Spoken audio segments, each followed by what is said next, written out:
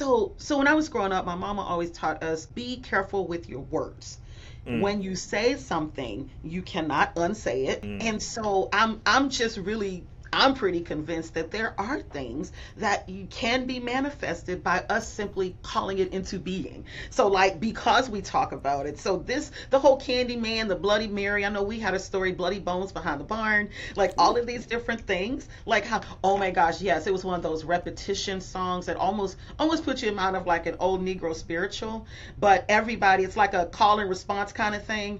And so the person is telling a story, and then the group has to repeat behind them, bloody bones behind the barn, and you just terrify yourselves by Oh, doing that's that hot. because by the end you can manifest these bloody bones because you already said it so many times, right?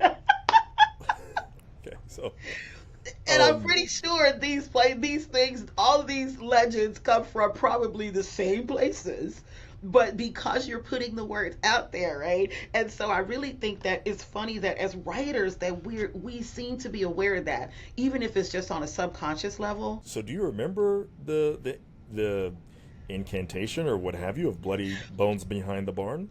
Well, the way that we would play it is like, okay, because first, I tell you, so my family, I grew up in the inner city, but a lot of my family is from the rural part, right? Rural Texas. So we're kind of this country ghetto mix, right? Mm-hmm. And Mm-hmm. so there were these various barns dotted around. And so what you would do is we would sit down and one person would be like the story leader and they would start off saying a story. So they would kind of go, okay, once upon a time on one rainy night. And then the whole group has to say together, bloody bones behind the barn. And so then the storyteller says there was a car that was speeding down the road and they lost control.